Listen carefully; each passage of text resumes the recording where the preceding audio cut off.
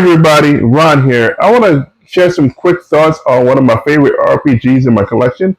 That is the Icons Superpower Role Playing Assembled Edition.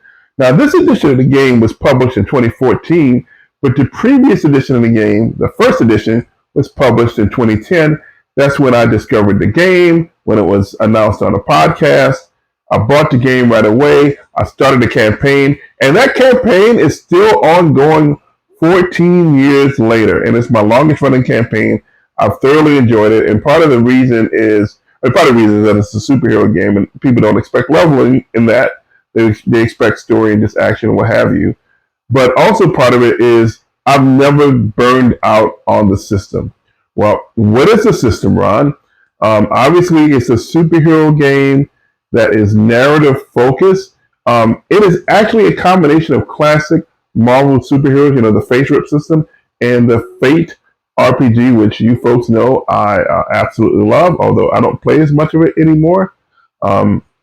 The dice-based mechanic is based on a simple 2d6 die system. And what you would basically do, one die would be a positive die, and one die would be a negative die. Either you can roll those two together, or the GM can roll a die, and you can roll a die. And you're going to get a number between -5 and +5 with a flatter bell curve, centered around 0, +1, and -1.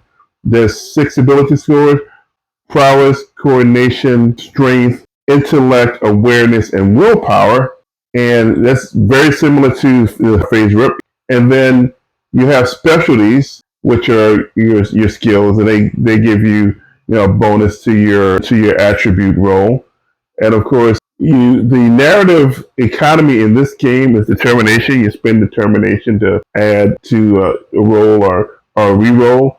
And that is pretty much like the Fate points in the Fate RPG. You have aspects in this game. They're called qualities, but they're aspects. Characters have qualities. Scenes have qualities. Locations have qualities.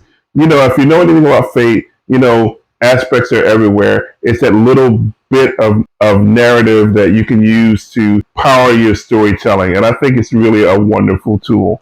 And because of that, you can have Spider-Man taking out Rhino just through taunting him, creating an advantage, or I'm drawing a blank on what they call it here. You can have the nifty little things that happen in the comic books, whereas some superhero games, it's hard to do that. So the game does have it has a hit point system and stamina, but really the combat goes fast, it goes smooth. It's a system that really rewards creative players, and I absolutely love it.